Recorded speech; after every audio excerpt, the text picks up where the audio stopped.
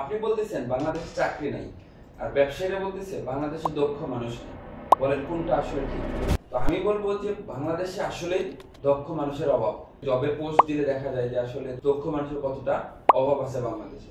আমরা তো খালি পড়াশোনা করতেছি, সার্টিফিকেট নিচ্ছি, কিন্তু আসলে কি আমরা দক্ষ মানুষের বেরোচ্ছি ভার্সিটি থেকে? না, আমরা কি করতেছি গতানুগতিক ভাবে বইয়ের পড়াশোনা করতেছি, পাশাপাশি আড্ডা টাড্ডা দিয়ে আমরা পাশ করে বের হচ্ছি, দেন আমরা জব খুঁজতে যাচ্ছি, তখন আমরা বলছি স্টার্টিং এই স্যালারি নেবো না, স্টার্টিং এ কেন এত স্যালারি, আমরা হচ্ছে যে বেশি স্যালারিতে ঢুকবো।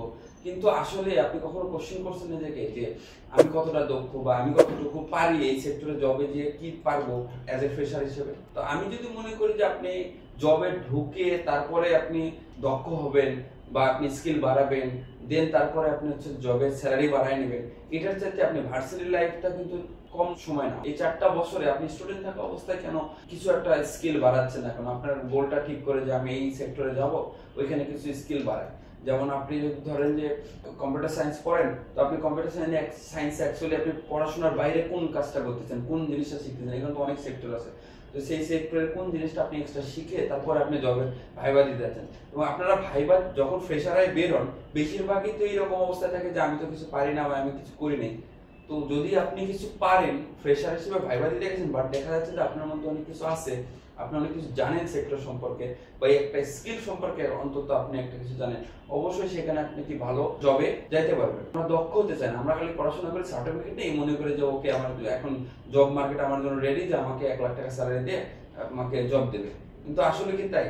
সে তো আপনাকে কাজের বিনিময়ে দেবে, আপনি কতটুকু সেই কাজে যে কাজ পারবেন আপনি চিন্তা করে দেখেন আসলে ভার্সিটি লাইফে কতটুকু এই কাজ শেখানো হয়।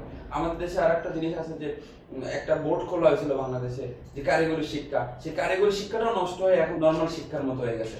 কারিগরি শিক্ষার যে প্ল্যানটা ছিল এরকম যে সে পড়বে, তার সাথে সাথে কাজ শিখবে, কাজ শিখে বাংলাদেশের দক্ষ মানুষ হবে এবং সেই দক্ষ মানুষ যায় সব চাকরি করবে। যার কারণে এসএসসির পরেই এই জিনিসটা শুরু করা হয়েছিল, যে এসএসসির পরে সে কারিগরি শিক্ষা বোর্ডে ভর্তি হতে পারবে। সেটাকে আমরা কি করে ফেলছি, এখন একটা এডুকেশন সিস্টেম করে বানায় ফেলছি এবং আমরা ওখানে ওই নর্মাল ভাবে পড়াশোনা করি, ওখানে কোনো প্র্যাকটিক্যাল ওই রকম মাপের কোনো কাজ হয় না।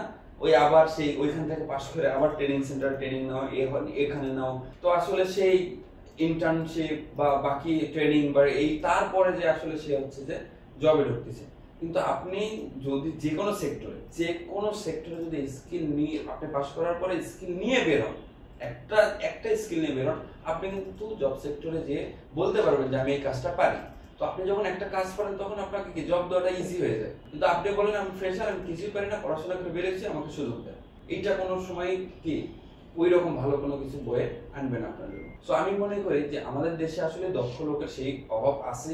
আপনি দক্ষ হন, আপনি পড়াশোনা করেন, বাট 4 বছর যে কোনো একটা স্কিল আপনি ডেভেলপ করেন, যেটা আপনি কনফিডেন্স উইথ ভাইবা পড়ে বা আপনি নিজস্ব আপনার লাইফে বা আপনি ব্যবসা করেন, সেখানে আপনার সেই কনফিডেন্সটা পাস করার পরে থেকে যায়।